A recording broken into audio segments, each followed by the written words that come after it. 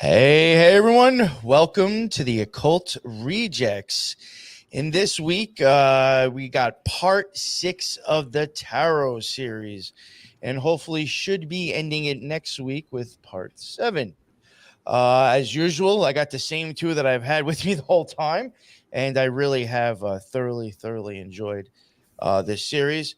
And not to sound silly, when it's over, I'll probably be like a little upset that I won't be working with them as often anymore, because I've really had a really good time just like hanging out with them every few weeks and talking this stuff. I think it was a great chat and very informative for everybody and the listeners. Um, I'll let Megan introduce herself first, just in case, again, like somebody doesn't, know who they are. This is your first time coming across this episode of this live. This is Megan, and Megan, let everybody know where they could find your stuff and what you're all about as well.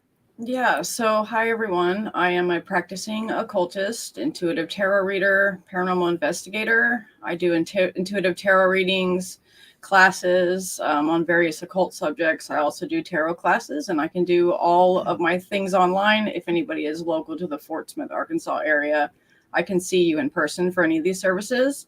My main page is Instagram. That's the number 7 degrees of wisdom, no numbers on the end. No dashes, slashes, any of that. You can also find me on Facebook as well.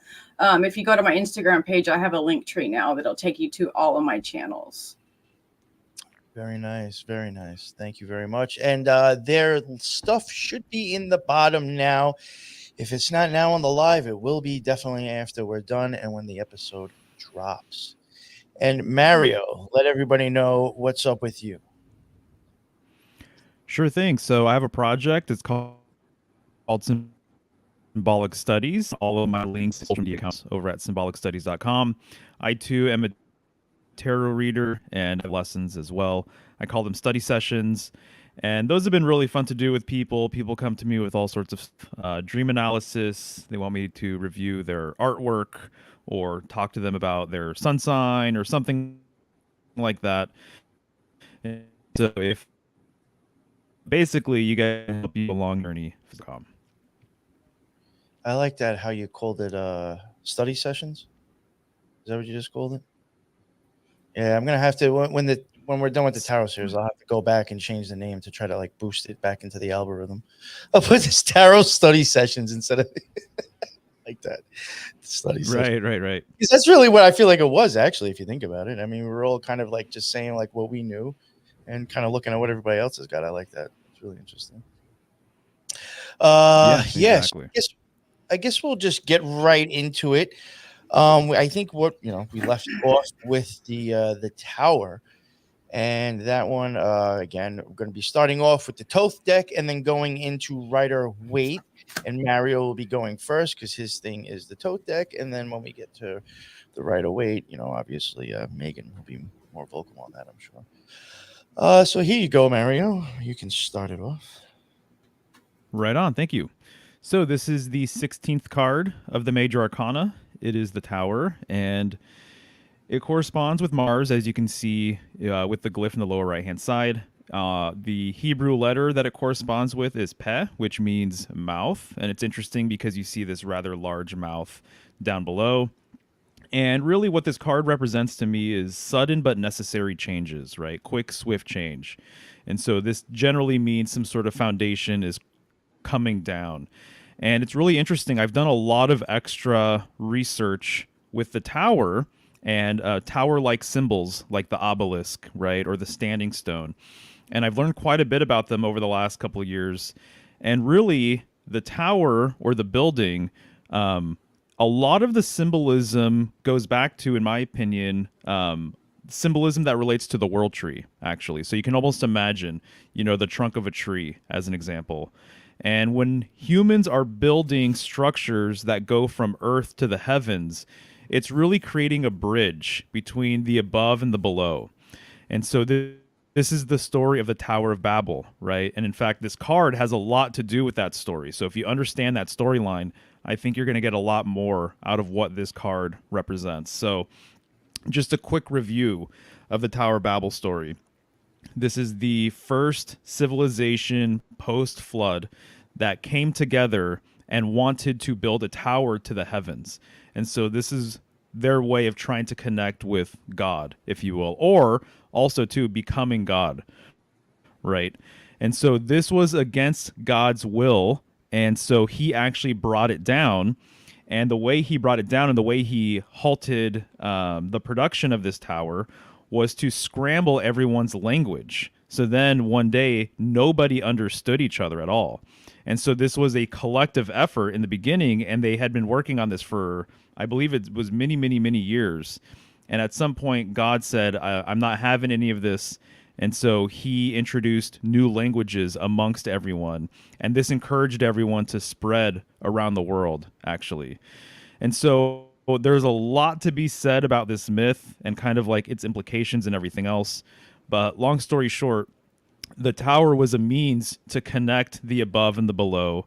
And afterwards, things had fallen apart and people split from this central region and developed other nations and countries and you know, rituals and customs and things like that.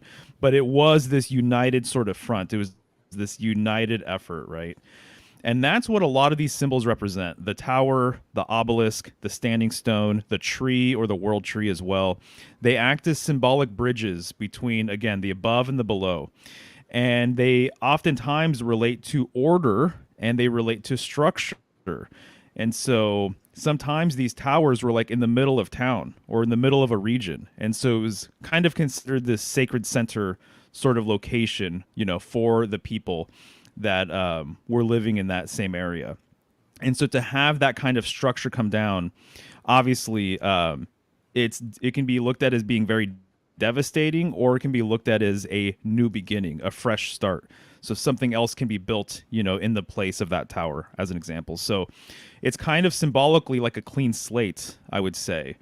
Given the fact that it's a tower too, very much related to phallic symbolism, very much related to the world axis, which I always go on about. But to me, those are very much overlapping symbols in so many different ways. And the phallus too, and the patriarchal figure, as an example. When he's righteous and when he's living right and he's balanced, he brings order and structure to the community. He brings order and structure to the family unit. Obviously, this can get away from him, and he can basically be a tyrant, right? So this card is very abstract. It's probably one of the more chaotic abstract cards in this whole entire deck, right? Just given the nature of everything. And there's just a ton of energy here. It's like exploding with energy, which is super appropriate given the Mars connection. So Mars obviously being related to war and violence and things like that. It makes sense that this card would have, you know, that kind of quality to it. I think it's very interesting that you see this eye in the sky. One of the things I always like to talk about, and dude, you just did a ton of eye symbolism stuff, right? So I'm sure that sticks out to you immediately, but the eye is both projective and receptive, right? And so to me, that's one of the things I always have to bring up whenever eye symbolism comes around. I also did a presentation called Illuminati Symbolism, and I get into the all-seeing eye. I get into the eye of providence. And I personally make the case that a lot of eye symbolism that you might see in Freemasonry, as an example, I think there's something to be said about its relationship with the North Star or Polaris. Some people have called it Pole Iris as well. It's symbolically this eye in the sky. And so I think that that relationship could be made here. Again, that the tower symbol, I think, is emblematic of the world axis, which goes from the North Pole to the northern sky. So there's lots of northern symbolism that you can kind of pull at if you're interested in that sort of thing. A lot of towers you'll see in the tower card, like especially in the Rider-Waite version, it's very much, you know, part of the whole entire motif. And a lot of other cards have done this too, but there's usually a crown being blasted off of it. Right? Yes. And so to me, when I think of the crown, obviously I think of head symbolism. Aries corresponds with the head, which is ruled by Mars. And also I think of the head, like the head of a penis as well.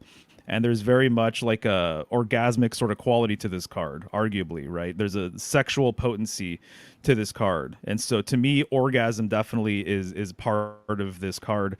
Arguably too, Kundalini awakening as well could be looked at as being part of this card. And that the tower itself is kind of symbolic of your spine, right? And the serpents, the fire serpents or fire snakes that go up your spine. And funny enough, spine is an anagram for penis. So all of these things are very much related to each other, I would say. One interesting thing that we will see in other versions of this card is the fact that the figures that are falling from the tower in proportion to the tower itself are very, very large. And when you're looking into the Tower of Babel story, the humans or the people that were building the tower, they were actually giants back then. And so to me, when I see these large figures coming down from the tower, they look very, very big. And so some of them, it almost appears as though they're alluding to this gigantic sort of nature of these figures, which is also really interesting too, because the Gemini twins in Babylon were referred to as the Great Ones, and they're really, really large. There's a number of myths aligning themselves with Gemini, the Gemini twins, and their gigantic stature. And so I think that this is potentially a connection that when you see two figures falling from the tower, sometimes they look like brothers, and it makes me wonder if they're actually alluding to the Gemini twins, you know. And part of the Gemini twin symbolism is that the twins are actually from a cosmic egg, that they were born or hatched from the same egg.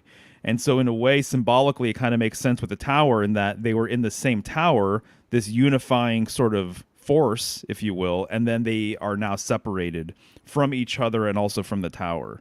And also too, as Gemini relates to Mars, of all things, you know, Gemini has a lot to do with division. It has a lot to do with conflict. It has a lot to do with battle. So you're dealing with the number 2. The number 1 is unification. The number 2 is very divisive because now you actually have two things that are opposing each other. That creates some sort of strife or creates some sort of friction of some kind. So I think the case could be made, we'll see it here in the Rider-Waite version, that sometimes the figures that are falling from the tower may very well be Gemini in essence, right? So that's interesting. And let me see here. Well, at least in the Thoth version, you could see a clear depiction of the Demiurge on the right-hand side, which is interesting and appropriate to talk about because we are in Leo season. And so the Demiurge has the head of a lion and the body of a serpent or a worm. And I've made videos about this, but there is a lot of overlapping symbolism between the serpent and the feline. In fact, some cultures consider them to be very closely related. And also, in addition to that, the dragon, I would say, is part of this sort of symbolic soup as well. So the feline, the serpent, and the dragon have a lot of overlapping things together. And so the demiurgic symbol, generally lion head, serpent body, he's known as being blind to other people's wants or needs or desires. He's very much symbolic of the ego. He wants all of the shine. He wants all of the glory, right? He believes that he is the supreme deity, and he believes that he rules over everything. But he's unaware of the fact that actually there's a god above him, which is his mother, Sophia. So this is Gnostic symbolism. But his destructive nature and just how powerful he is, I think it makes sense to include him in the Tower card. And then on the left-hand side, almost kind of like balancing this energy, you have this dove carrying a sprig of, it might be acacia or something like that. I'm not sure. But I do know under the like thelemic sort of banner, the dove is very much symbolic of Typhon. And so in certain ways, what I think they're actually creating here is Crowley is creating a mother and child sort of dynamic. The mother being the dove, Typhonian in nature, I would say, feminine in nature.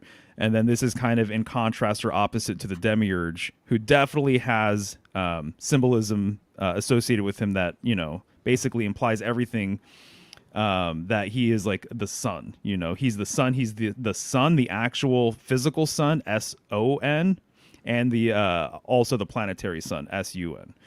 And so I think that's what you're seeing: mother and son, mother and child, essentially, on the left-hand side and the right-hand side there. So yeah, that's what I got for the card at the moment. What do you guys think? I was muted, sorry. I do like how he does have like you just mentioned, the dove. I mean, that is even in the OTO Laman. So I did find that interesting. And even with the snake, his Baphomet. I mean, even the serpent and the lion, that's his Baphomet. I kind of like, I like how that's included. You mentioning something about them, about snakes and cats.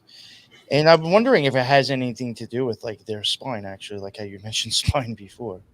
Or like even the way they attack, they both kind of come back and go. Oh, Kind yeah. of go back and then go. Oh, I mean, not to sound silly, but even like a penis, it's going to grow out. And when you're done, it goes back. I mean, Sure. It's fertile. I mean, I've questioned if the dead uses that for a reason because of the head going out and going back in, kind of like a hermit type thing. Have we gone over the similarities between serpent and feline before? I don't know. You can if you like, if you don't want to know. Just briefly, because it's really, really interesting, and we are in Leo season. So there are species of serpent and feline that have slit pupils. They both have fangs. They both hiss. As you mentioned, they both strike similarly. And then they both have tails. And it's been said that the tail of the lion or the feline is where its true power resides. And obviously the tail is very serpentine-like kind of in nature. And then esoterically, it's interesting because the strength card, which is the card that corresponds with Leo, it also corresponds with the Hebrew letter Teth, which means snake. And so this is like an esoteric thing that has existed for like a very long time, this relationship between serpent and feline. Yeah, you said interesting. Yeah, you said something just now, and I totally forgot reading that comment. Damn it, I was going to say Oh, something. You're all good. You're all good. Yeah, about cats. The cats. One thing I thought was interesting, I don't remember how I came across it. I might have been looking up stuff with cats just to, let me find weird, random stuff that might go along with occultism. The reason I can't remember if it has anything to do with the tail, but I do know like the reason they always fall on their feet is because their equilibrium always somehow knows where one of the directions is. So like they always know where, and they said we don't have that. Don't have that. We could be falling, and if our eyes were closed, we'd have no idea probably after a while which way is which, or whatever they were getting at. The cat always knows which way it has to turn to fall. Like right. Its equilibrium. Yeah, exactly. The last thing I'll say too, the symbol for Leo looks, depending on the version, there's a lot of variants of the Leo glyph, but depending on the version, it looks really similar to the node symbol, the north node and south node symbol, which are just flipped, right? And in the Vedic world, the north node and south node are referred to as Rahu and Ketu, the head and tail of either the serpent or the dragon. And so there is that relationship as well. Just with the glyph and how they both relate to the feline, serpentine, dragon kind of thing. So it's a whole entire weave that people can pull out if they want to. That's a really good point. I didn't even think of it like that. It really does look much like a snake. I mean, yeah. And then again, very good. Yeah, and I mean, you did mention, I mean, it's associated with Mars, so I totally get like all the red. I see somebody asking about what about the colors. I mean, my opinion, I mean, it's mostly red because of Mars. Yes. Go on with chaos and change. One thing I thought was interesting, though, it is associated, like you said, with the mouth. I do think that in itself can cause chaos and change in multiple ways. One, just from speaking. You're going to get somebody's attention. You're going to make them think something and react a different way, whatever. You're going to cause change. And just even in the environment, you're going to be sending out vibrations. I mean, you can eat something. Now you're causing change to what it used to be until you chew it up into a million little pieces. I mean, there's like so much things actually that can go on with your mouth to create actual Oh, change. absolutely. I mean, there's even a Hebrew letter shin, and it corresponds with tooth. And so, and it has to do with exactly what you're saying. I think the tooths, our teeth's ability, our mouth's ability, rather, to create change and to dissolve things and to break things down.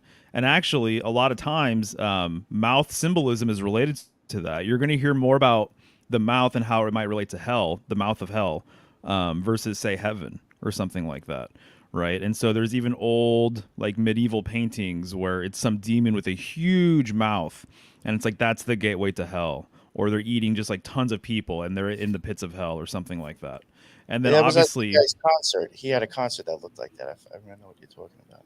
oh yeah, oh right, Yeah, yeah, it was the one where all these the bunch of people died during the concert. oh you're talking about the Travis Scott concert. Yeah, the opening I think of it looked like that Oh yeah. picture. Oh dude, yeah, exactly. And it was that whole show was all about taking you to the other side. Even I don't know if you Oh, they died. remember. Yeah, but there was a huge mountain in the background. That was like part of the set design was the mountain. And I would say arguably the mountain and the tower, believe it or not, have a lot of symbolism related to each other. They're completely related to this idea once again of kind of bridging the gap between heaven and earth, essentially. So when you climb the mountain, you're closer to the heavens. If you get to the top of the tower, you're closer to the heavens for sure. But yeah, I think, and besides, you mentioned the whole eye and the tower. I do question like lighthouses. You know how it's kind of like a phallic symbol, and then it's got the light at the top. Like that, for some reason, it just made me think of a lighthouse. This card too, even Mm. though it's not in there. But no, Oh you're yeah. talking about like towers and phallic symbolism and lighthouses and that eye. No, no, that's a good call. And also, too, if we're going to be kind of talking about these two, I think arguably, too, then the eye symbolically could be your pineal gland. It could be your third eye. And so it's at the top of the tower. So it's an ascended sort of point, right? So it could be symbolically at the top of your spine or at the top of your body in the third eye sort of region. So I think that point's well taken for sure. And then I was just going to say, too, regarding the mouth and kind of its lower nature. It's like at the very bottom of the card, implying this lower nature, and obviously it's breathing fire. What I do think that's interesting too is I already mentioned that the eye projects and receives, right? So that I would say simultaneously is going on here. And you'll also see this in the universe card as well. There's an eye kind of hanging out there in the universe card in the Thoth deck. And I think about the same thing, projecting and receiving information. And the mouth also projects and receives as well. So at the very top, you have our eye, which gives and takes. And then you also have the mouth down below, which also gives and takes too, which I think is kind of a curious sort of thing, I guess. When you had mentioned that before, I think that was one of the things I forgot that I wanted to mention about like the whole like mouth and eye, like even with silence. I do think to an extent, like part of magic is like closing your eyes and your mouth, like not projecting anything out of your mouth. Your eyes aren't looking out here anymore, and they do project, like you were saying. I even mentioned that in my eye series. Your eyes do actually project a little bit. People didn't know that. Right. So like I do think, like in my opinion, when it comes to magic, I think you actually have to like kill off the oxygen feed to your eyes, stop the tear ducts, and actually like almost start to kill your eyes and go back in a sense, as silly as that sounds, but wild as that sounds. So like the silence and like the eye and the mouth, I for me, it makes total sense that like kind of need to close all of them, I think, to open this one. I see. I see. Very Yeah. interesting. And then I'm done and you can go now, me. I just, like I said before in these series, I don't know the Thoth deck really, really well like Mario does. I'm a Rider Waite girl, but I really like I've talked about this before, like the sacred geometry that he's using, the geometric shapes. I'm fixing to go down a rabbit hole on that one.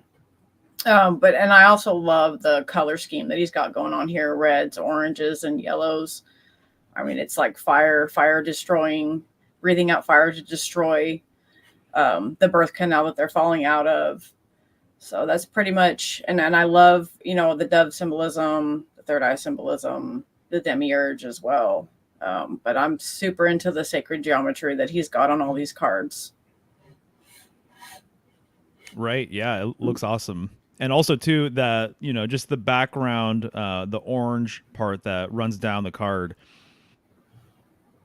It's just symbolic of the lightning bolt, as well. So that destructive force that is present with the lightning bolt, and also how quickly too lightning strikes and everything else.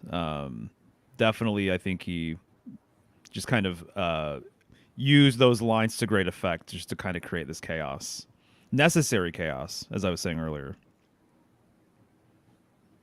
And one other thing I did want to add, I know it's the 16th.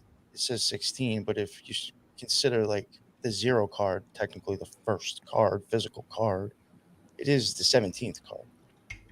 Even though it's the 16th tarot, it's the actual 17th physical card. And sometimes I do wonder if there's like a play off of like that extra whatever. And again, just to go back to like my opinion of what 17 can represent, again, if this is associated with chaos and change, that is taking something and it's not what it used to be anymore. So the idea of that or what it used to be is dead. It is no longer, and now this exists. If I decided to switch from Newports to Marlboros, me who smokes Newports is gone, and the me who smokes Marlboros, you know what I'm saying? That is dead and cut off, technically, or no longer exists. I do think 17 is associated with death at times. And I think this is another example just to show that. Oh, There will sure. be death away of something that used to be. Sure. That makes perfect sense. The other thing, just kind of related to 7 too, 16, if you add 1 and 6 together, it creates 7. And there's a lot to be said regarding the number 7 and its power to transmute and change things. And then I know I go on about the northern correspondence, but the 7 stars of Ursa Major I Minor. love that stuff, though. Right on, nice. Revolving around the pole star, revolving around this axis mundi, which kind of looks like a tower or a tree or an obelisk or standing stone or whatever. The other thing that's just coming to me right now is that, and this is helpful for a lot of different reasons, I would say, but we have a herbal tarot deck, and my girlfriend Michelle, she's an herbalist, and on occasion I am looking through that deck to see what the plant correspondence is, or at least according to some people. And if I'm not mistaken, the tower relates to garlic, which to me just I love garlic, but how potent it is, and just everything about it to me seems like it would be a really good match for the tower card here. So sometimes that's kind of interesting, is just to consider the plant or herbal sort of relationship with some of these cards, and you'll get a lot out of it. Maybe that's why the mouth there is you go. associated with it too. Somebody eats garlic, you definitely can smell that shit. Yeah, there you go. You were done, Megan, so we can move on to the next? Okay. Yeah. All right, here we go. And now we're moving on to yours, the Rider-Waite deck. Oh, and real quick, just not to take advantage of plugging an old occult rejects, but if you're into hearing Mario talk more about the stars and stuff, when he was on the occult rejects a while ago, he talked a lot about that, and I thought it was amazing. So if you want to hear more of him doing that with us, you can go listen to an older episode. Awesome. Sorry, Thanks, this is all I could get. Oh, yeah, no, not a problem, man. I think that stuff is amazing what you do with the stars, because I think you're really onto something with that, dude. For real. For sure. Yeah. Okay, so Tower card it's one of my favorite cards. A lot of people are scared of this card and the Death card when they get it in a spread, because it's how it's been demonized in occult movies and horror movies and stuff like that. But I welcome this card. I love this card. I mean, I love moments when I have a massive upheaval and just totally change and transform myself. So it means massive upheaval. It shakes things up so that new things can occur.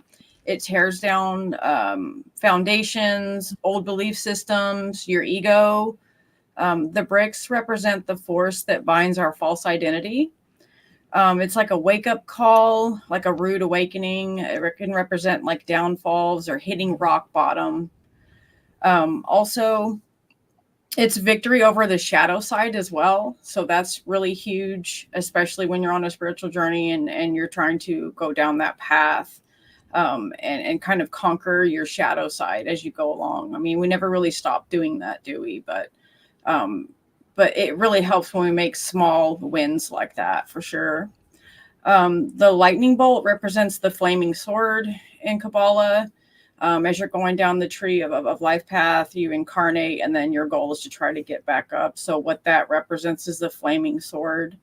The crown falling off represents divine intervention, and the fire that rains down.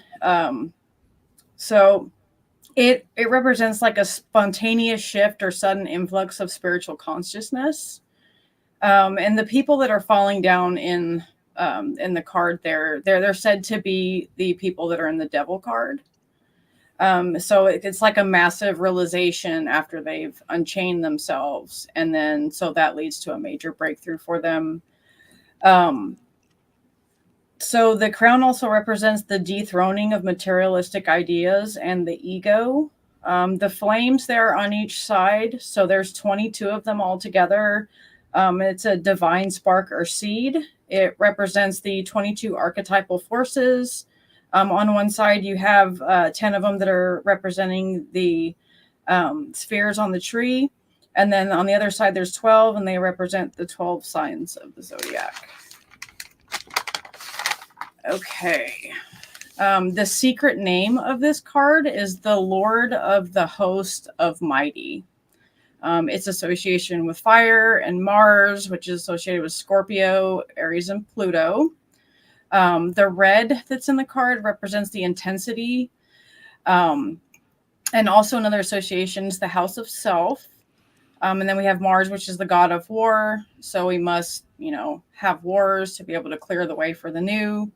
Keywords for this card are awakening, revelation, rebuilding on a stronger foundation than before. It's a rebirth and a spiritual awakening, and it's like rising again like a phoenix from the ashes. So if you get this in a reading, it's actually a really good omen, because that means that, you need a big spiritual shakeup to kind of get you going on your path. Right. Yeah, no, I agree with you. One thing I'll add regarding the yellow flames is what I think they're also alluding to. I think you're totally spot on. I'm glad you counted them too. I don't know if I ever counted them. That's a good call. But 22 of them definitely relates them to the Hebrew alphabet, which there's 22 letters. And the letter that's considered to be the spark of the alphabet is Yod or Yud, which looks exactly like those little flames. It looks like a tiny little flame. And so I believe that what you're seeing too is they're alluding to 22 little Yuds or Yods up there as well. Oh, interesting. And so do you see what I'm saying? Oh, go ahead. No, you go. Do you see what I'm saying regarding the proportion of the people with the tower? This is very intentional. Yeah. I never looked at it like that. Wow. Yeah, they should be much, much, much smaller. And even the crown is really huge too. And when you look at older decks, much older than the Rider-Waite, like the Marseille deck, it does the exact same thing. These figures are massive. And so they are alluding to, for whatever reason, and there's a few different things I can kind of think of with it, but they're alluding to their gigantic nature. So in a way, I actually think they're giants, people of old, right? And so it reminds me of the Tower of Babel story, and these people were giants as well. It reminds me of the Gemini twins, which Gemini corresponds with the lovers as well. So if these are lovers, and they're gigantic lovers, there's still this Gemini sort of correspondence. But the Gemini twins have been looked at as gigantic figures. They were called the Great Ones. So I think there might be something there. And because one is predominantly wearing blue and the other one has this red cape or whatever, they're implying this juxtaposition, right? This contrast between these two figures, whether they're lovers or twins or whatnot. But there's the warm color of the red, and then there's the cool color of that robe there. I never thought of that the difference in size of the people could actually mean something. Yeah. Because they definitely did not fit out those windows. No, they don't. I like that it's also gray as well, because gray in the occult is a combining of black and white, which is union of polarity. And this is one pole, as opposed to two. So I like that they use that color as well. Right. The other thing I'll say too, this card got me thinking about the nature of, order coming from chaos. And so that's always seemingly the thing. It's like order out of chaos and then also chaos out of order. So what we're seeing is the chaos out of order aspect, but out of this chaos, a new order will come about, right?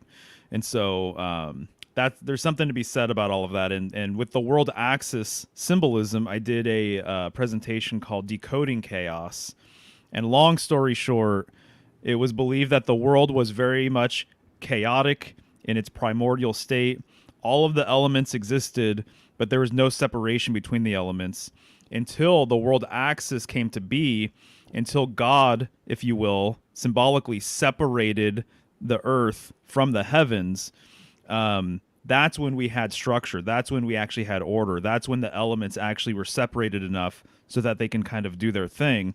And so God, symbolically too, is kind of a pillar as well, I would say. And there's so much to say about his relationship with the world axis and everything else. But you're seeing that structure or that order coming down, basically. But again, a new order will come from it, for sure. One thing I wanted to add, you said something about, you said there was 22? Hebrew letters Mm-hmm. or flames. Yeah. I was thinking before, like this fire, obviously, and it has to do with like Mars and the fire. I was thinking how like Jupiter, even on the tree of life, would be like a cross from it. The sigil for that would be like an X and then like two spheres on one side and two on the other. So like, I've even made comments before. I think that's where X22 has gotten his logo from. I do think it comes from that sigil. So like, I do think you can get a 22 there, or put the two twos together and you get 4, which would be the same sphere that Jupiter falls on. But I always kind of like associate Jupiter with almost like electricity. And like, if you thought of electricity getting grounded, this is exactly what you would see too. It hitting something. Oh, sure. Like fire. Yeah. stuff. Oh, yeah. Yeah, no. Jupiter absolutely corresponds with lightning, 100%. And I'm glad actually you brought up the Tree of Life, because symbolically, the way I tend to interpret it would be, if you're looking at the Kabbalistic Tree of Life, the two pillars on the side are always the ones that are generally emphasized. But there's that central pillar that's taller and deeper than the other two. This tower would represent that central pillar, Yes. I would say, the middle way, basically. Yep. Yeah, that's So. why I've always taken it kind of like as like the middle path. Yeah. Especially like when you have like both of those on the side. Like you even talking about like the twins, like you constantly have like, you have the lovers, then you have the twins. And then this, you're showing like, you're constantly getting that. And I do question, like, is that also showing like different times that just the pillars as well? Mm-hmm. Right. All right. Do you want me to go on to the next one? Yeah, I think we're good. Okay. This is the star. Nice. So, something that I came to the realization of, I don't know, sometime within the last couple of years, is the idea that the next 3 cards, I think it kind of makes sense to speak about them, at least just quickly, and their relationship with each other. And so when we think of, as an example, the moon card, the next card, which we're going to talk about today, nobody questions what moon we're referring to, right? When we're talking about the sun card, nobody questions what sun we're probably referring to. But yet with this card, the star card, people don't have a concrete idea of what star is actually being referred to. But I have, evidence to suggest that it's actually talking about a very specific star, and it's talking about the pole star. It's talking about Polaris, which is the star of stars, which is heavily related to the number 7. And so you'll see here that there's 7-pointed stars here, and it's not uncommon to see the star card be surrounded by 7 stars. Or also I have decks where the star itself is 7-pointed in nature. And so the star card is surrounded by 3 main constellations, but the 2 I generally talk about most of the time is Ursa Major and Ursa Minor, the Dippers. They each have 7 stars. You're talking about the Dippers. So you're talking about vessels. You're talking about 2 vessels. And it's fascinating that this card has two vessels. It has two cups, right, that she's pouring, which relates it also to the Temperance card as well, because the angel in the Temperance card also has two vessels. And what is the Temperance card doing? She's pouring from one vessel to the other. Well, it's really, really fascinating because I just recently read that the number 14 symbolically relates to the dippers because there's 14 stars combined in the northern sky, right? And when you start studying the dippers, a lot of fascinating things kind of come to light.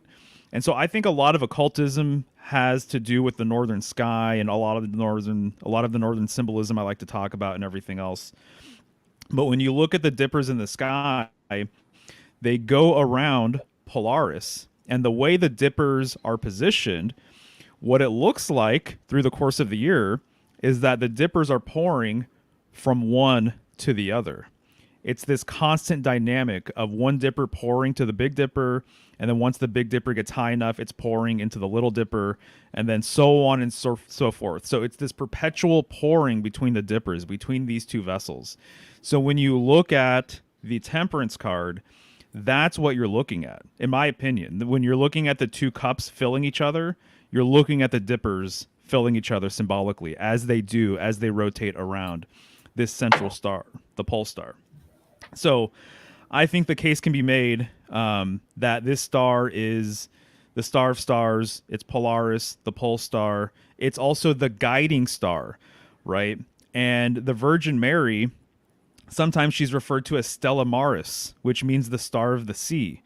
And so this is a reference to her relationship with this exact same star, this guiding star, the star that's the most important star in sea navigation. Because if you knew where the North Star was, at the very least, you can find your orientation because you knew where north is. So you knew at least in what direction you were traveling in, right?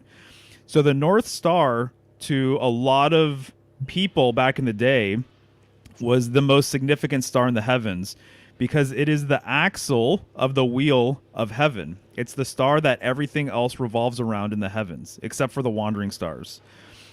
So its significance really can't be understated, in my opinion. So that's the relationship I see. Also, the Argentum Astrum, the AA, it's a reference also to this star as well. So Crowley's AA is a reference to this star, which is why their main symbol is a 7-pointed star. And it has the word Babylon written around it. It has one letter per tip of the 7-pointed star, spelling out Babylon.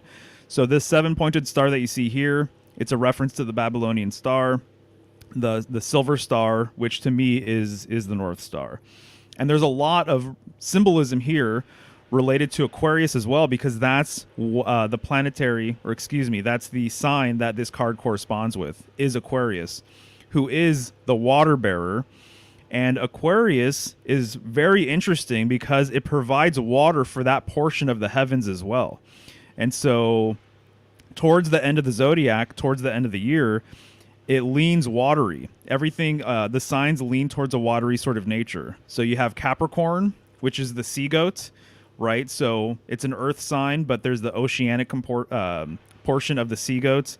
And then you have Aquarius, which is an air sign, but it's the water bearer. And then you finish with Pisces, which is literally the fish or fishes, and that actually is a water sign. But there are other constellations right around Aquarius that are watery in nature. And so Aquarius is thought to provide water for that portion of the night sky. And there's symbolism related to Aquarius that suggests that either the Great Flood occurred during Aquarius season or that the waters literally came from Aquarius itself. But this is something that's kind of been repeated multiple times, is that there's something related to the deluge and Aquarius, which I think is really interesting.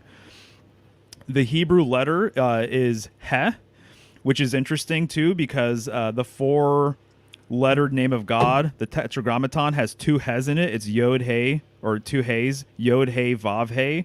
So that's pretty significant. The fact that this letter is repeated twice in God's 4-lettered name.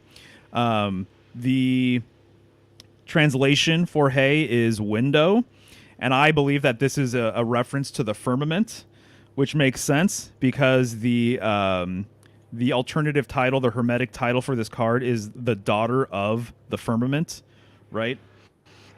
And let's see here, just checking out my notes to make sure I pretty much got everything. I think I got most everything, but just wanted to say too that the North Star, it's at the top of the world tree symbolically. So when people put a star on top of a Christmas tree in their home, this is a reference to the North Star. Where does Santa come from? He comes from the North Pole, right? So this is one of the most overt sort of northern sort of symbols that we have, like in pop culture, I guess.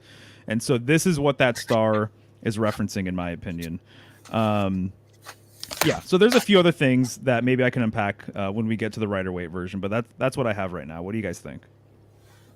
For me, I do think it's funny how you mentioned Santa Claus because I'm going to talk about this I guess in the eye sense because I actually used this card for the eye series, and Santa Claus does come up a lot when you start running parts of the eye too.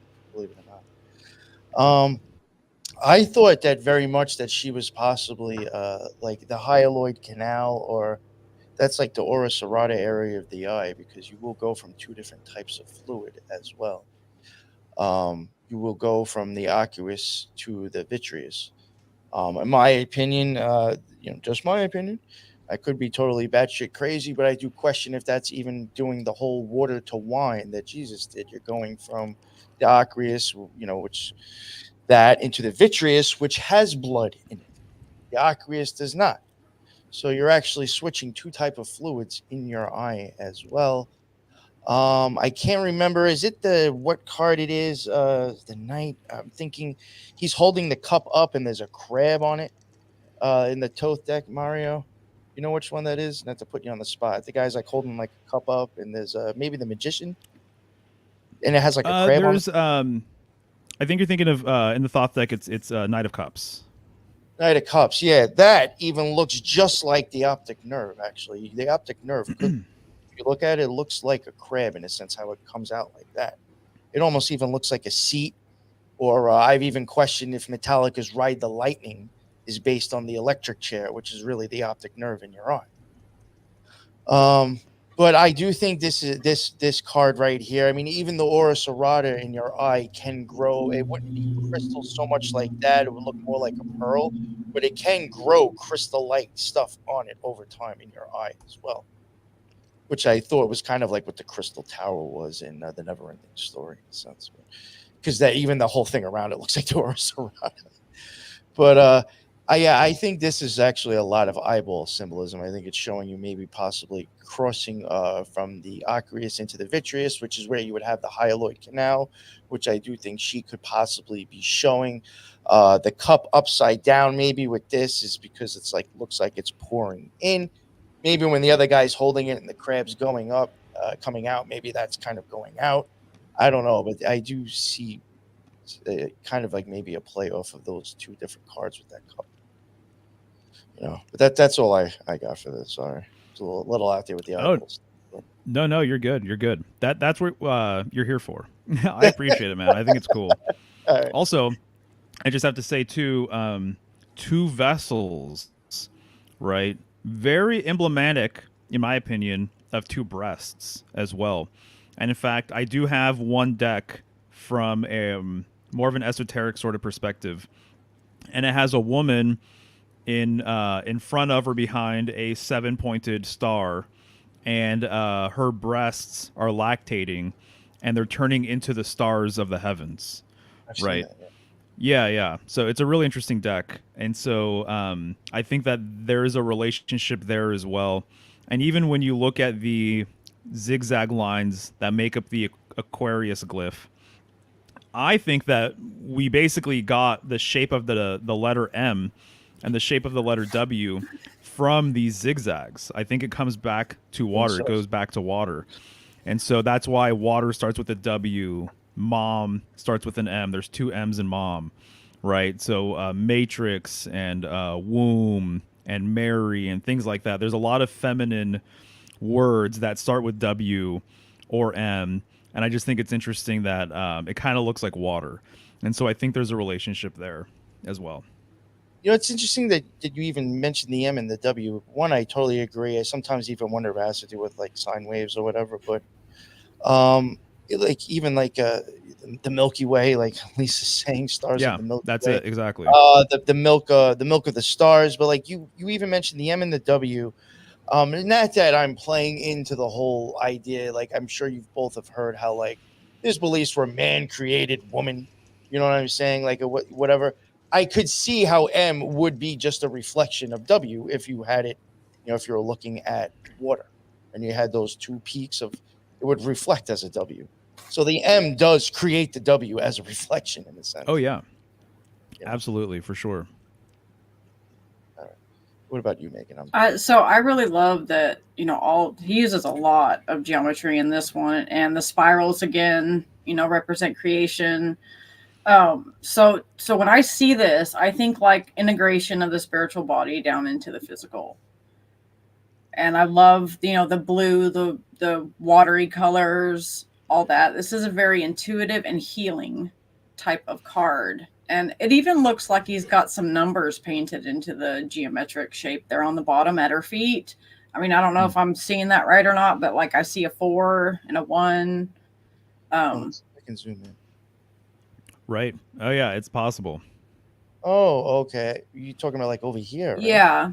Yeah. And those look like the platonic solids as well. I mean, like if they were stacked on top of each other as well. I'm like really looking forward to looking into this. Yeah, so absolutely. I've even said before, I think the roses, sorry to interrupt you. Sometimes I do think the roses might have something to do with like open or closed, like showing you stuff with the pupil as well.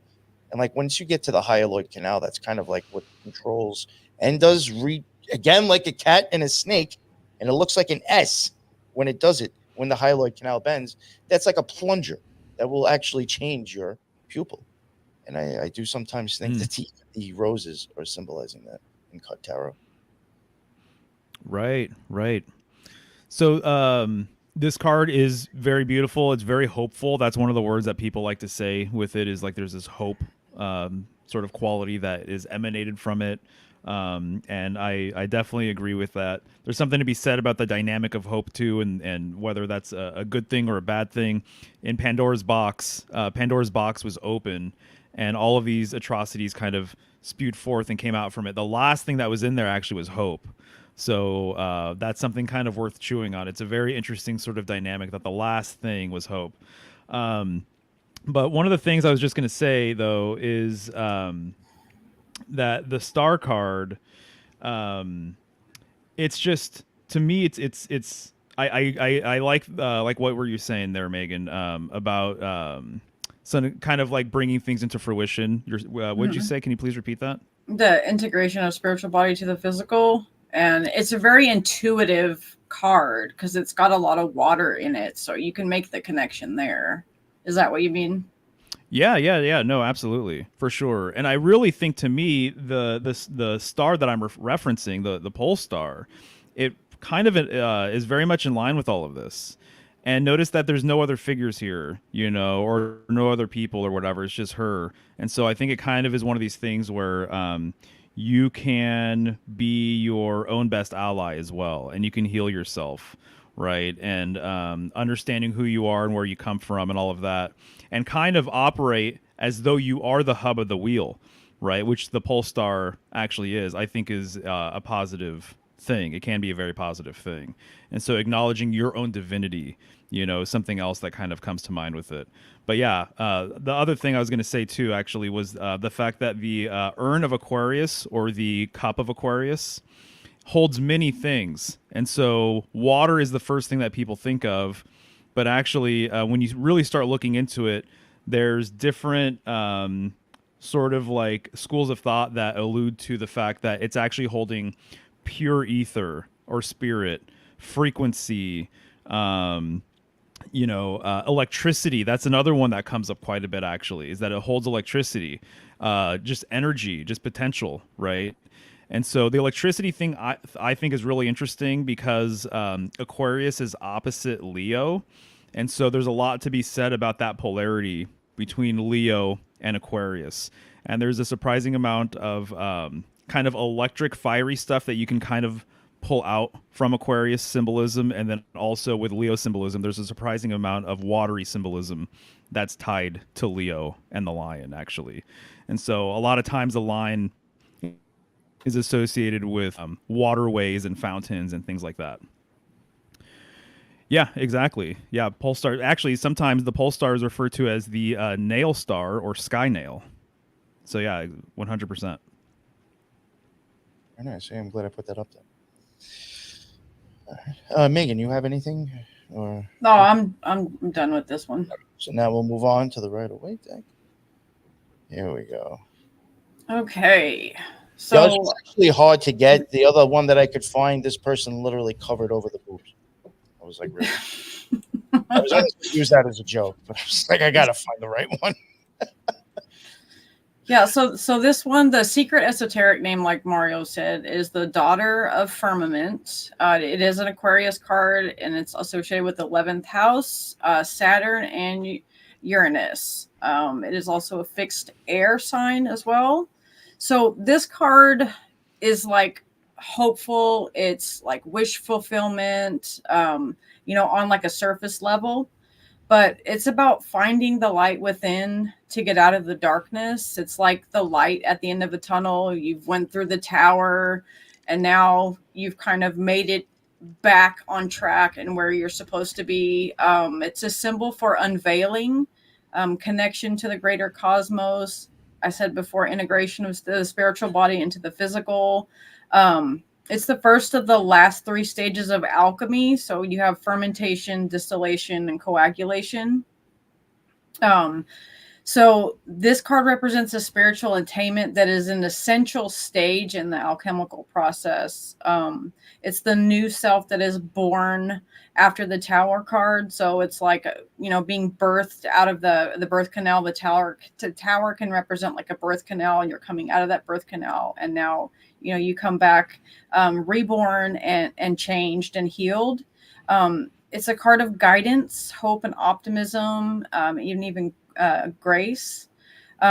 So this is like the end. This is like right for the end of the fermentation stage of alchemy, and then we're going to go into the distillation.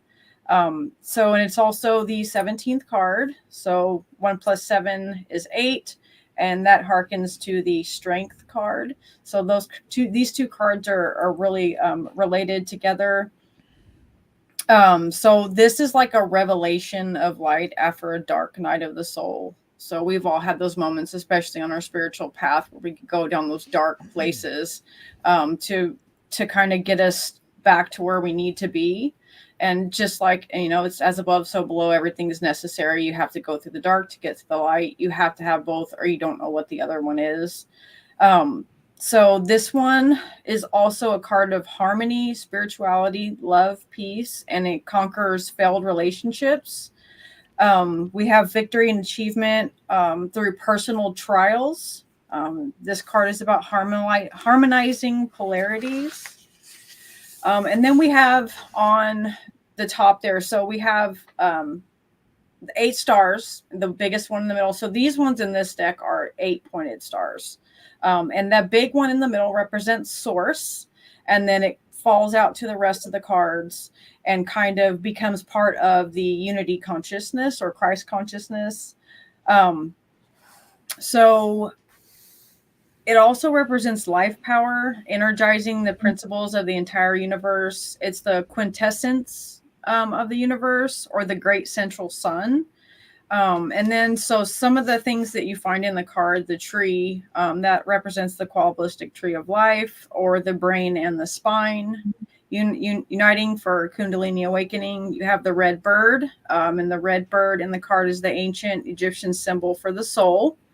And then you have the mountain, and it represents the mountain of self, or inner attainment, or liberation. And then the water represents how we use our consciousness when we bring it from the ether down to the physical realm.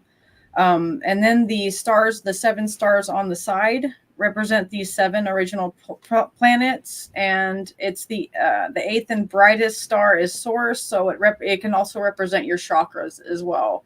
So there is like quite a bit going on in this card, and then is also associated with Ibis or Thoth, which is soul ascension, which also represents the last Sephiroth on the tree, which is Kether. So this card is also a complete embodiment of the goddess unveiled. It's associated highly with the High Priestess, the Empress, and the Strength card, and the goddess Isis. It also represents purified consciousness or naked truth, true truth. And then she's got like 2 pictures of water, and it's joining the spirit realm with the physical realm, the higher mind with the lower mind. And the pool represents universal mind. So when we link all these together is when we have an enlightenment process that takes place. This card is also, for me, when I get this in readings as well, I will also associate it with the need for quiet meditation to kind of get your mind right, so that you can get in the right state of mind to develop your intuition. And it's also a card of revelation. It's about figuring things out, coming to the revelation that there's more to this realm than what we see. It's a card of cosmic connection to the universal mind, spreading knowledge to the world through the watery intuition, and it represents our inner consciousness. That's what I got for that one. Beautiful. Yeah, you mentioned some really excellent stuff there. One of the things I'm reminded of is you said time for,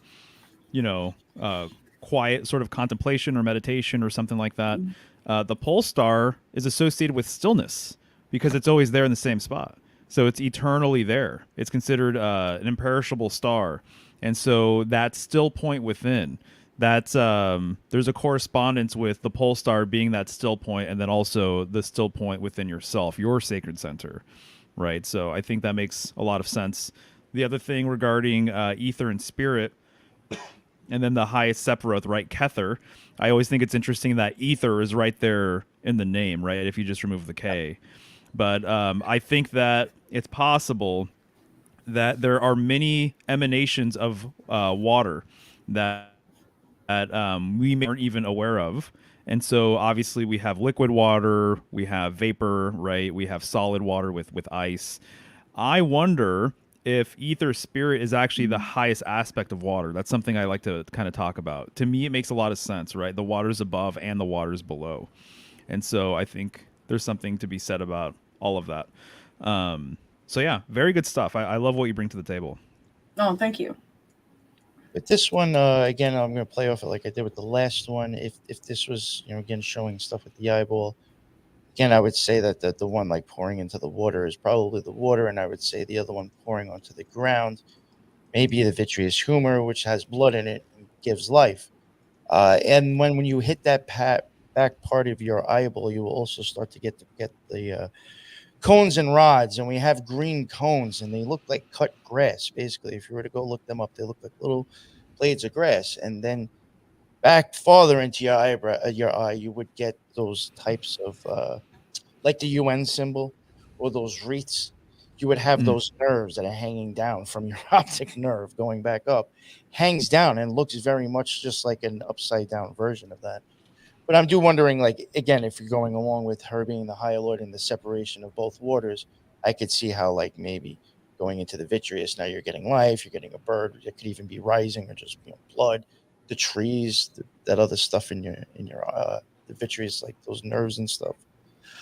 And then what I wanted to even say too, you mentioned ISIS, and I do think that is a really good thing. I agree with that as well, and attributing that to what I was saying before with the hyaloid, and I think the cat and the snake. If you had both eyeballs and you were able to go like that, like a plunger, and change your hyaloid, you would get straight hyaloid, bent hyaloid, straight hyaloid, bent hyaloid, and ISIS, because it makes an S. So each eyeball being able to go straight and pull back would make an I and an S, an I and an S. You get ISIS. technically that way. Right. Some people are making some comments in the comments about the number 7 and the Pleiades and I like stuff, and those so symbols up, actually. yeah, and so I just want to unpack this briefly for people from my perspective, right? But someone mentioned 7 stars reminds me of the 7 daughters of Eve theory, that everyone originated from one of these daughters when mapping their mitochondrial DNA. That's really interesting. I don't know if I've ever heard of the 7 daughters of Eve theory, but there is so much Eve symbolism related to the North as well, and that the Garden of Eden, this paradise or utopia, has a northern correspondence. And so people can look into that, and that's why there's always this central tree, because it's the world tree, right? Oftentimes, right, there's if you look at Garden of Eden paintings and whatever, Adam and Eve, tree, serpent. This serpent, to me, in my opinion, according to my research, it really goes back to Draco, which is the only constellation that exists between Ursa Major and Ursa Minor. And so Draco is perpetually revolving around the pole star, which means that it's perpetually revolving around the central axis that connects the heavens and Earth together. And so when I see a serpent around something that's phallic, I think of northern symbolism personally. And then also, so her daughters, Eve, right, or even Mary, there's a correspondence with that, I would say, that the 7 stars of Ursa Major have been looked at as 7 of her children, basically. So just wanted to throw that out there. Also, regarding the Pleiades, the amount of symbolism that is related, that overlaps between the Ursa constellations and the Pleiades, is absolutely mind-blowing. It's crazy because people essentially say the same thing. This is where we come from, this is where we return to, etc. There are people who have more of a northern polar perspective who have put out there, and I feel like as though this is where I'm kind of at too.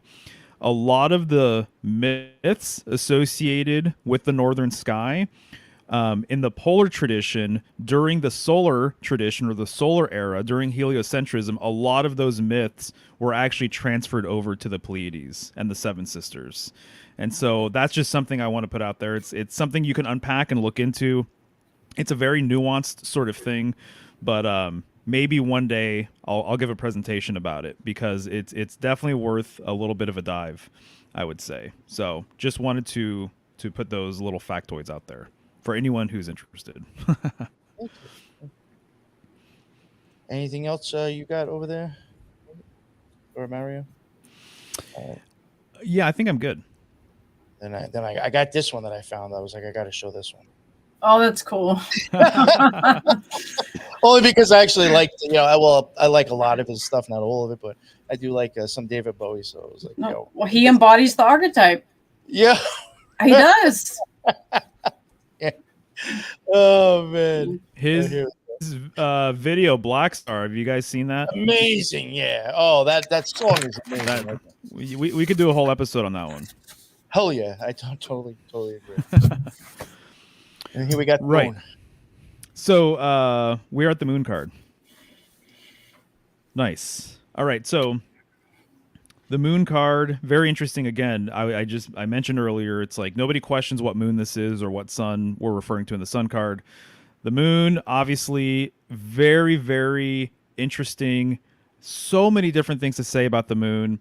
There are so many myths about the moon being fake, or inorganic somehow not natural. I've made videos about this, and I don't, I'm a Cancer, which is ruled by the moon, and so I personally have a reverence for the moon. I think the moon is fascinating, but I'll say that even throughout my years of doing research on the moon, I still have a lot of questions about the moon. The moon is very, very mysterious. There's so many anomalies connected to the moon, it'll actually make your head spin. I have a book just on lunar anomalies. What doesn't make sense about the moon, basically. And so I think that kind of is alluded to in some of these cards, right? I mean, you're not even really seeing a clear sort of image of the moon here either. You're getting kind of hints of the moon. Is the moon the crescent portion above that's yellow, Is the moon the spherical, circular sort of thing right below that? If it is, none of them are showing the craters of the moon or the texture of the moon, or are even colored like the moon, right? So what's going on here with the moon? I mean, I can't even say that I have the answer for that. All I know is that the moon, for a long time, has been looked at as actually being a stepping stone to get to other places in the cosmos. So the moon is kind of looked at as a gateway to go to other places, to go to other planets, if you will. And so some people have said that if you're going to astral project or astral travel, you want to build a relationship with the moon first, and you want to use the moon as that first opening or that first gateway. And what do you know? That's what you see here in this card. You see a gateway. You have these two towers. There we're talking about tower symbolism once again, very phallic in nature. You have two figures that look like Anubis on either side, guardians of the underworld, right? And the fascinating thing to me is that they're actually holding what looks like two glyphs of Mercury. Mercury is a psychopomp. So he's a guide or conductor of souls. So he takes people to other realms because he's the messenger of the gods. And so Mercury, the Egyptian correspondence for Mercury would be Thoth, right? And he's also a lunar deity, right? Even the glyph of Mercury, he has those horns, which horn symbolism, especially when it's like a little icon or a sigil or something, I think you can argue that the horns that you see on Taurus, as an example, relate back to the moon, right? The horns that you see on the Mercury glyph relate back to the moon. And so Mercury goes from plane to plane. He's able to transcend or go through these gateways. He understands the nature of the underworld. He also understands the nature of this place here. So he is who you want to be taken by if you're going to pass on, right? If you're going to go and transition out of here, basically. So everything here implies this transcendence in some way, shape, or form. The moon is always changing. That's one of the other mysterious things about the moon. It's constantly waxing and waning. And so the sun is always moving throughout the sky, but its power or radiance is generally the same, right? The same cannot be said about the moon. We are kind of like moon children. That's something I like to say, actually, because we're always going through changes as well. We're always constantly evolving, especially women, obviously, when they go through their cycles, right? People know that menstruation is related symbolically to the moon as well, right? And even sometimes you will see blood droplets on the moon card, depending on the deck, which is alluding to a number of things depending on how many droplets there are of blood. But the moon, too, something I like to talk about is the fact that a lot of words that start with M, vowel N, go back to the moon, because the moon for a long time was a measuring tool, the preeminent measuring tool. So even Islam and Judaism, their holy days are based on the cycles of the moon. It's not based on the cycles of the sun, which is why they change every single year, right? And even in Islam, their main symbol, which some people say that Islam's not even supposed to be associated with symbols, but their main symbol, if you're going to just draw anything that indicates Islam, it's going to be the crescent moon, and then it's going to have that 5-pointed star, which is very much related to Venus, in my opinion. And I've even heard astrologers, I'm going on like a million tangents now, but I've even heard astrologers talk about the fact that a lot of Venusian symbolism was at some point transferred over to the moon. And so there's this one astrologer, I believe her name is Ola Wolny, if I'm not mistaken. She's been on Aeon Byte before, but she makes the case that lunar worship, that there's something kind of sinister about lunar worship. And even people like David Icke, he likes to say that the moon and Saturn are in collaboration with each other, and that Saturn somehow sends signals to the moon. The moon amplifies those signals for Earth. It's a satellite. And somehow the moon is actually some sort of control mechanism or some sort of device that controls humanity. And so people have had all of these far out ideas about the moon. Potentially it being this malefic planet. There's a lot of sort of stories that are associated with the moon that implies that it turns us into something undesirable, right? Think about werewolves and stuff like that, right? The moon has the power to change. But what I was going to say regarding the letters, though, a lot of words that are M, vowel, N go back to the moon because of its timekeeping properties. So minute is a reference to the moon. Month is a reference to the moon. Monday is obviously Moon Day, right? Menstruation is a reference to the moon, right? And that cycle. And so I would say even men and man go back to the moon as well. And so what happens when a woman gets pregnant, right? She swells up, she gets nice and plump, and so she kind of has this like moon bump, right? So her belly gets big. And the moon is very much associated with things that are kind of mound like, you know. I think of even breasts holding milk, right? Or I think of, you know, the sphere or the bubble. Very, very lunar in nature. I'll also say one of the biggest anomalies with the moon is the fact that we only see one side of the moon at all times. So what's up with that? That's pretty weird. That's pretty bizarre. The fact that there's only one face to the moon that we see here on Earth. So then therefore, what's on the other side? What's going on there? You know, the dark side of the moon. So that means that it has to be in perpetual motion as it revolves around in order for that one face to constantly be facing Earth. So there's all of that stuff. The moon corresponds, at least the card corresponds generally, most people say, with Pisces. Some people make the case that the moon should actually just correspond with the moon itself, that it should not be associated with the sign. But the fact that it is related to Pisces to me does make sense, because Pisces is the last sign of the year, and it kind of encapsulates all of the other signs before it. And it's very murky. It's related to illusions and dreams and things like that. Very much under the surface sort of stuff. Very, very subconscious sort of stuff, I would say. And I would say that the moon card definitely is related to all of those things. And even the Hebrew letter that's associated with it, Kaf or Kof, it means back of the head, if I'm not mistaken. And so you never see the back of your head, right? And so it implies to me some sort of thing that's underneath your consciousness, something kind of shadowy or something kind of hidden. And the moon implies all of that stuff just by the nature of the fact that it comes out at night, right? So it's the nighttime sort of luminary that you're going to see. So it's associated with things that are hidden.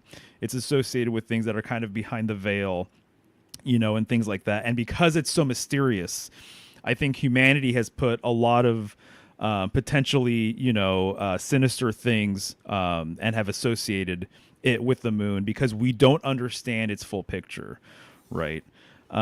Yet it's seemingly, from an optical perspective, it's seemingly the closest thing to Earth. You can actually see the craters, right? You can actually see features on the moon. And so humanity has a very, very close relationship with the moon as well, because it is there, and you can actually see some of the details on the moon with your naked eye, even, right? Let alone with a telescope or whatever. Let's see here. So that's mostly what I have for now. I'm sure more things will come up, but what do you guys think? I'll go and then I'll let Megan go. I think, you know, with the moon, a lot, and I covered this in the Eyeball series. I do think the moon, pretty much for me, is like the lens in your eye, and I do think, like you were even saying, kind of like even how the moon like waxes and wanes. It's almost like, you know, in the lens in your eye can go out this way and then can revert back inside, going back up. So I could even see how like maybe flipping the light, but I do believe that the lens, believe it or not, is associated with the moon. And those sticks that they're holding right there, the Zanyals of Zin look a lot like this, in shaped like that. They kind of cross each other, and they're going from one part of the eye and connecting to the lens. They look just like what's at the top of them. And when they connect to your lens, they look just like the bottom, like a snake's tongue. That's exactly what it connects to. It sticks out and then grabs it like that. And that's when it starts changing everything, Really, that's what actually raises and changes all that shit in your eye, is those little sticks. I even do believe that that's quite possibly the river of Styx, because the aqueous humor is still down there. That's before you've entered the area with the blood. And you have all these things that look like little sticks attaching to a lens with water around it. So Yeah. that's, I mean, not to get too much into really the card. I'm just going on what I think and including those staffs. But to me, I do think from stuff that I've covered, the moon is the lens in Arrival. Right, right. One of the things that I'm just noticing, I know I've counted them before, but the 9 yods, the 9 yuds right there in the middle, right? I've heard in other decks that they've substituted the 9 yods for 9 blood droplets, and that it's symbolic of the 9 cycles that are missed when a woman gets pregnant, which I thought was really interesting. So it's about cycles, right? The cycle of of a child being being born, of being created in the mother's womb, how long it takes for that to occur. And then also that beetle down below. I don't know if that's technically a scarab beetle, but the beetle is generally associated with cancer as well. So my understanding is that cancer, way back when in ancient Egypt, it wasn't looked at as being a crab; it was looked at as being a beetle. So to me, obviously cancer is ruled by the moon. So to me, the correspondence does make sense, and it does look like there is definitely this play between solar and lunar with what's happening above and what's happening below. And so the idea of a beetle, a dung beetle at least, the idea is that they roll a ball of dung and then they bring it into their quarters underground, is my understanding. And so symbolically, some people have looked at that as the sun going underground, and this was an old school belief, is that the sun goes underground at night. It passes through the underworld, and then at night the moon comes out. And so different cultures have had their different beliefs about what happens to the sun and what happens to the moon at night. And a lot of times they just believed it went to the underworld, or that they're constantly fighting. It's a battle between day and night perpetually, and that's why one goes down and then hangs out for however many hours, and then the other one comes back up, and it's just this continual sort of loop, I guess. But definitely looks like a sun down there. So you talked about the 9 yods on there. So in numerology, 9 represents the ending of cycles right before the beginning of new, because 10 would be 1, so it represents new. So 9 is the end of a cycle. And then of course with I wanted to touch a little bit on the menstruation. So like there's cycles within cycles in it, really. So every 3 months I'll change the moon phase that I start on, and then it'll come 3 days sooner or later than the month before. So with women, I don't know how many women are watching right now, but if you would notice that pattern, there is patterns within patterns when you're having your cycle, and the moon is all about cycles. So, and then those lines, I don't know why, like it keeps reminding me of like an EKG. And then the red and the blue colors is reminding me of something that I can't quite put my finger on. But do we know what those 2 figures there are in the middle? They're obviously Egyptian, but are they actual figures, like people that we know? Or are they just... I believe that they're just supposed to be a reference to Anubis, would be my guess. That's what I... Yeah. And then there's 2 black dogs down below, right? And so dogs are usually associated with the underworld. They dig for bones. They also very much associated with mercurial figures. And so Hecate, I was in a stream the other day, and Hecate came up, I think, and she's associated with dogs. And then Mercury has been associated with dogs too, and there's a version, Hermanubis. It's like the combination of Hermes and Anubis, and so there's a lot of overlap there. So especially it being a black dog too, very much an underworld sort of thing. So yeah, the guardian of the gateway. Yeah, and you did mention before it even means the back of your head. Technically, if you were to go off what I was saying with the lens going back in, you're going towards the back of your head now. Also, you're not looking out this way, you're going with the light away. I see. Yeah. All right, do you want me to move on to the next one? Yeah, please. All right. Here we go. The last one for this episode. Okay. Do you want me to go ahead, Mario? Or do you want to go for it. Okay, so the secret esoteric name for this one is the ruler of flux and reflux. The moon is mutable water. It's associated with Pisces, and Pisces in the zodiac is the most psychic of all the zodiac signs. Some key phrases here: consciously participating in your own evolution. It rules the subconscious activities, can create illusions. It's low light as opposed to highlight with, the sun coming in. So it kind of, when this comes up in a reading for me, it's like there's some things that haven't quite come to the surface yet, things that might be hidden from view. It represents inner development, subconscious shadows that need to be cleared. It is the 18th card. 1 + 8 = 9, the ending of cycles. And so the big moon in the middle there represents the evolutionary process or the inner organization. And then the face profile there, it represents the moon as being a conscious being in of itself. The crawfish there represents organic life coming forward. Represents the early stages of consciousness and instinctive energy and physical evolution. And then the dogs they represent a more evolved spiritual evolution.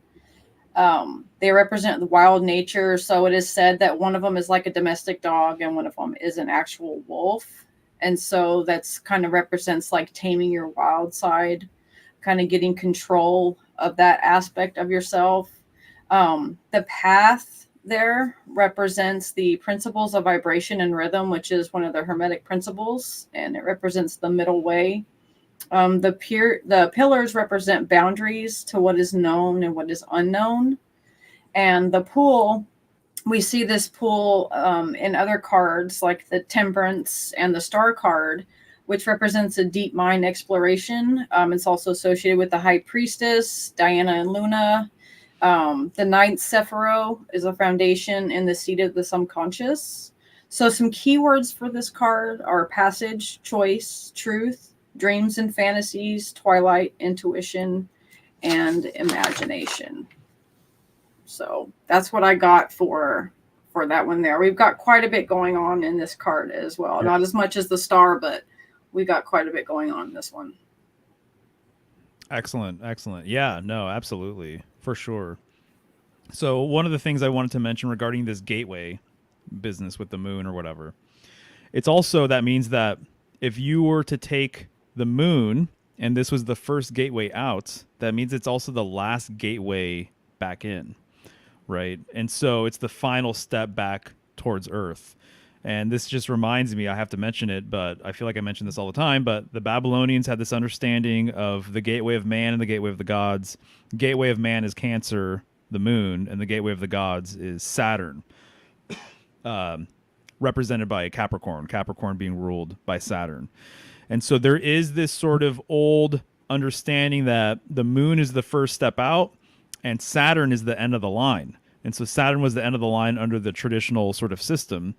And I think it's fascinating that in 2001: A Space Odyssey, that they're supposed to go to Saturn. And actually for the film, they changed it to Jupiter.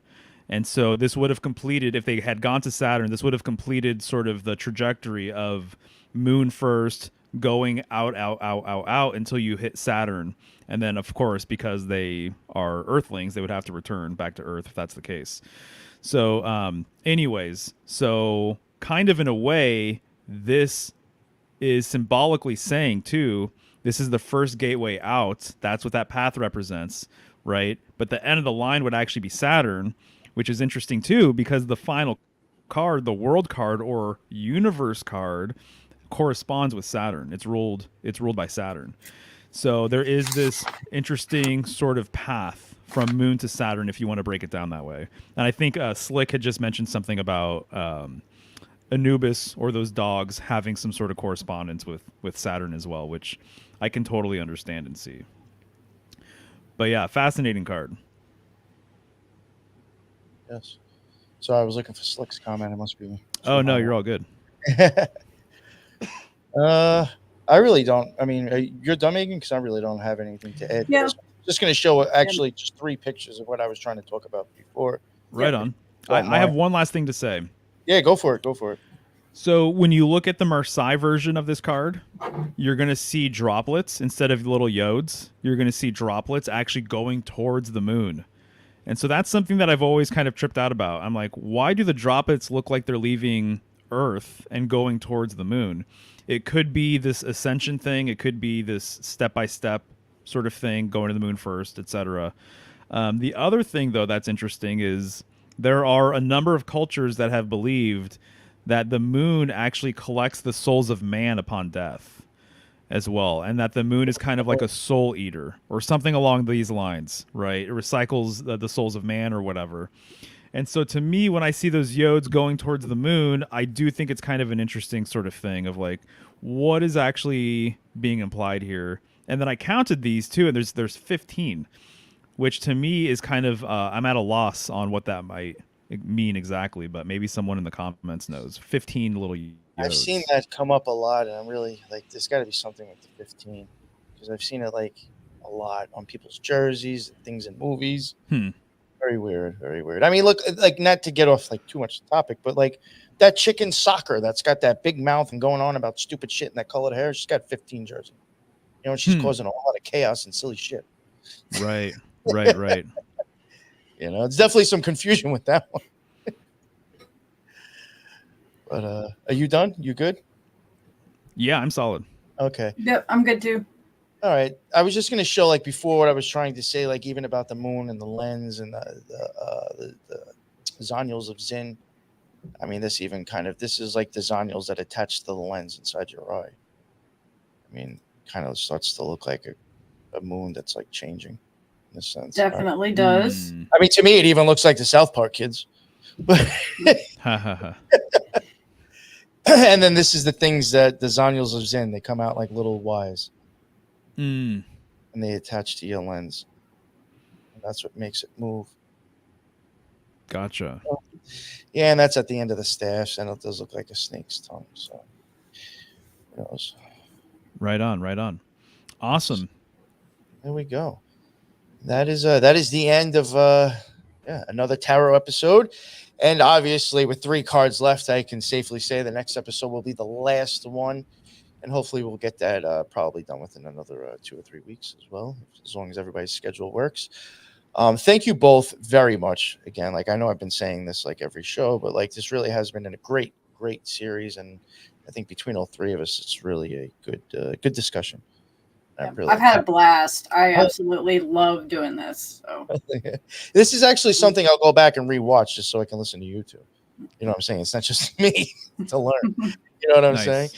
Yeah. So thank you both very much. And thank you everybody in the chat. You know, I had a lot of people in there. Oh, real quick, I'm just going to toss this up and then you guys can read that. I want to thank everybody who jumped in. You know, the usual people. Thank you, Slick. Thank you, Lisa. Thank you, Lazarus. Everybody else, Gonzo. People who were saying what's up. That's what's up. That's why I go live. It's nice to try to interact with all of you. Thank you for the great comments. I threw some of those up on the screen, which I'll start doing more often when I go live. And now I'll let the 2 amazing guests, just in case people don't know. Megan, plug your show again one more time before we get going. Yeah, so I'm a practicing occultist. You're good. I know what you meant. Practicing occultist, yes. Intuitive tarot reader. I'm a teacher. I teach a lot of classes. I do intuitive tarot readings, and I can do anything that I do in person, I can do online. So if you guys are interested in booking anything with me, just let me know. On Instagram, that's my main social media page that I use, 7 Degrees of Wisdom. And then I'm also on Facebook as Megan Allen, and 7 Degrees of Wisdom spelled out. I'm going to be coming out with my own YouTube channel at some point pretty soon, so you guys can look forward to that. I'll definitely put that stuff on all my social media so that you guys can see what's going on. Again, had a blast. Love hanging out with these two guys. I'm excited to do the next one. Oh yeah, thank you very much, Megan, and can't wait for you to get that started. And I wish you a lot of luck with that. Yeah, You thank you. And Mario, let everybody know about your stuff, please. Likewise. For sure. Yeah, this is always fun. So looking forward to the next one. And if people want more information about symbolicstudies.com, I generally post information about each sign as we pass through them. So right now I've reposted an MPO. So if people are interested in following the signs, definitely check out, I would say my Instagram, symbolic.studies. My YouTube ago as well. I got a bunch of presentations and stuff on there on the live tab. But many thanks, man. Yeah, no, thank you. It was a great ride so far. So that is the end of Tarot episode 6. Again, thank you all in the chat and everybody showing up for the live. That's what's up. And thank you to these amazing guests again. And until the next one, everybody be well. Later.